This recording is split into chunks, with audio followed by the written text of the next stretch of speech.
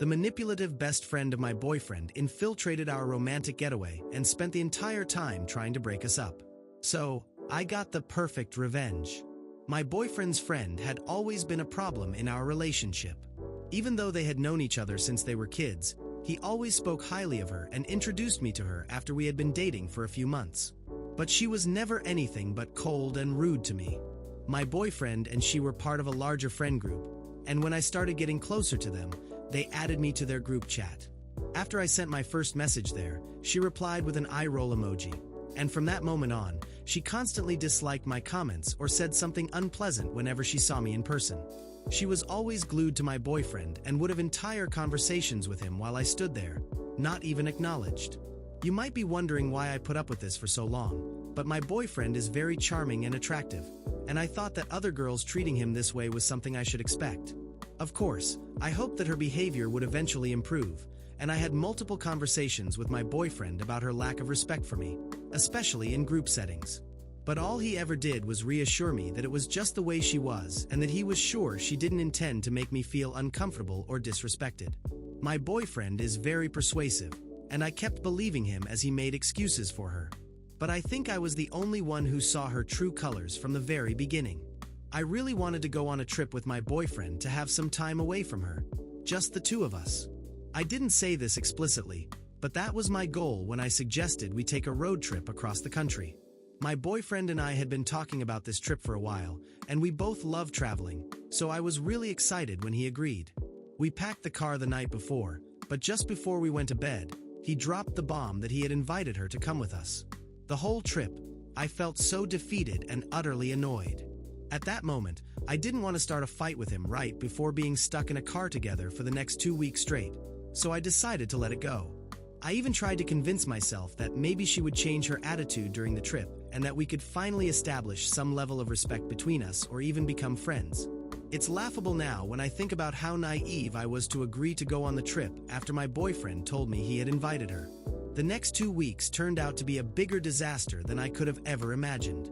My boyfriend decided to tell me, the night before we left for our trip, that he had invited his friend along without even asking me first if I was okay with it.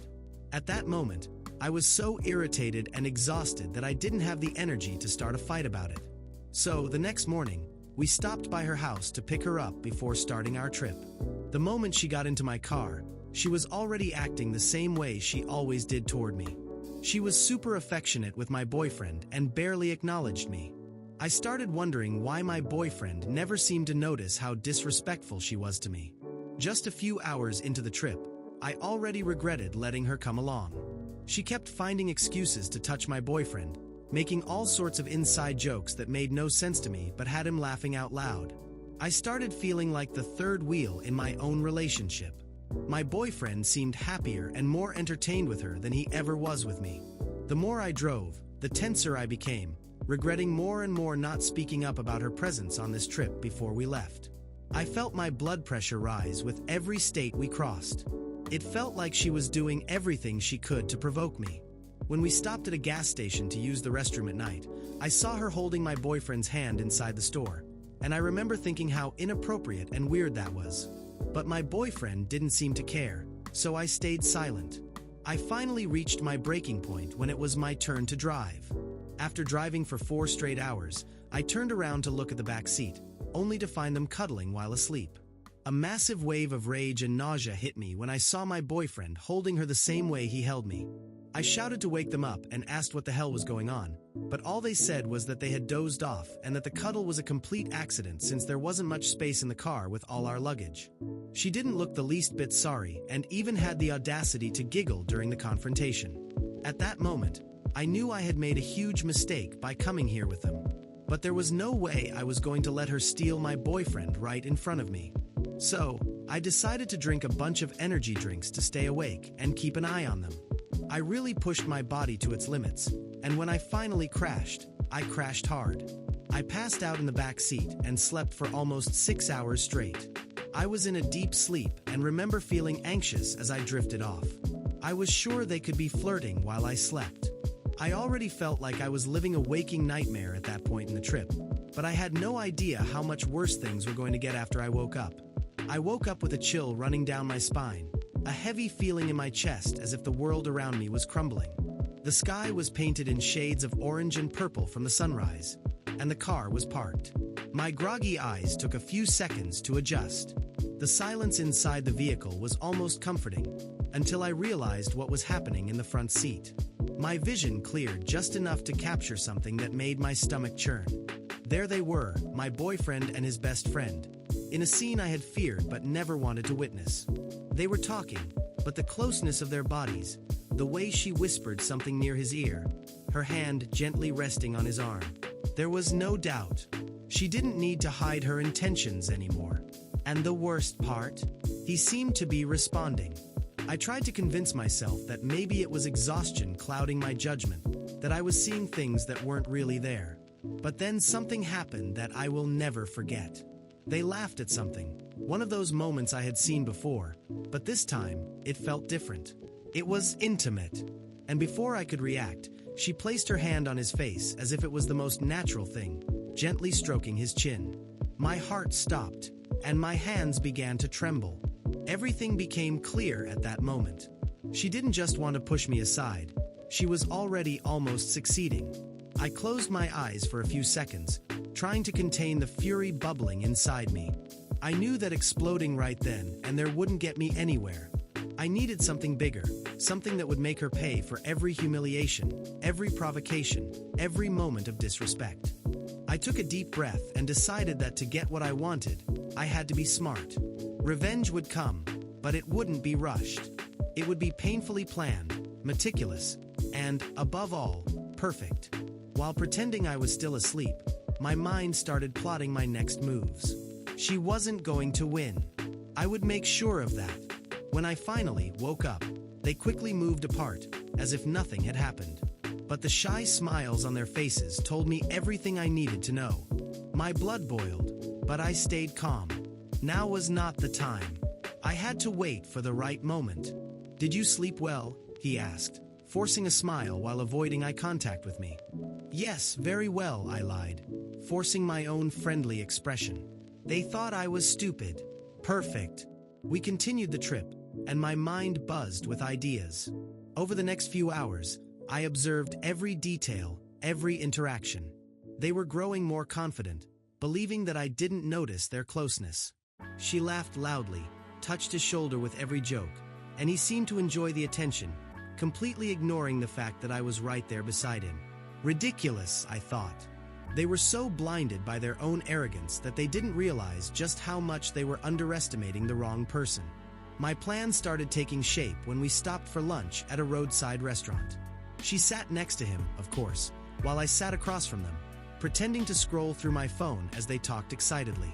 I decided that the first step would be to make him feel even more at ease, to allow them to keep up their little act of friendship until they completely let their guard down. Then I would strike.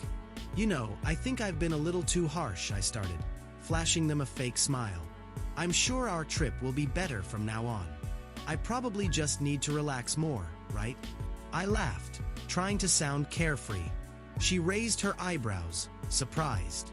Apparently, she hadn't expected me to change my attitude. He, on the other hand, looked relieved. Perfect. My trap was working. That night, we stayed at a cheap motel. It was the first place available after hours of driving, and that's where my opportunity presented itself. We got 2 rooms, and as soon as everyone was ready to sleep, I set my plan in motion. Once silence took over the hallway, I grabbed my phone and got to work. I spent the night digging up information on my boyfriend's so-called best friend. Using social media and a good dose of investigative skills, I found some things that would make even angels fall from grace. Old conversations, pictures with other ex-boyfriends, and the cherry on top, a series of messages exchanged with her boyfriend. Yes, she was in a relationship. Funny how she had completely omitted that. I sent him a message, a little provocation. "Did you know your girlfriend is on a romantic trip with my boyfriend?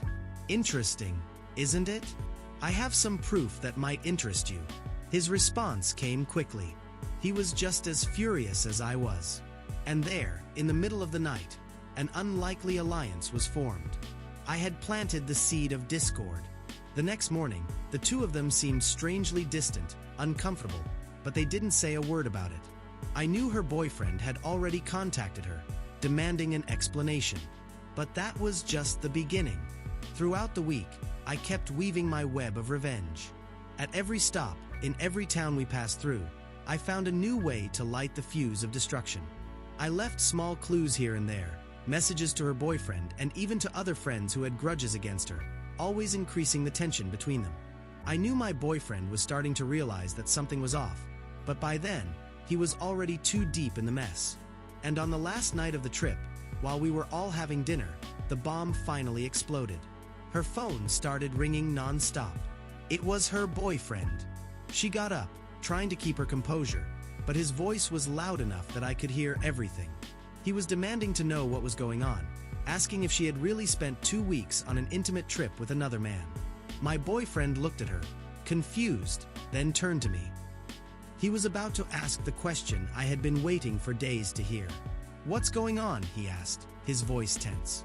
And there, with the most triumphant smile I had ever worn in my life, I simply said, "I think you two have a lot to talk about." As she spoke on the phone, I watched the panic spread across her face with each exchanged word. Her voice rose a pitch higher, becoming increasingly shrill and desperate. At first, she tried to stay calm, but it quickly became clear that he wasn't believing a word she said. He had obviously already seen all the messages and photos I had so carefully sent. My mission was about to be completed in a much more explosive way than I had imagined. Minutes later, the restaurant door burst open, and there he was. Her boyfriend. A tall man, his face red with anger, fists clenched. He marched toward our table, completely ignoring his surroundings. She froze, as if she couldn't believe he had actually shown up. "Do you think I'm an idiot?" he shouted, his voice echoing through the restaurant. Every pair of eyes in the room turned toward us at that instant.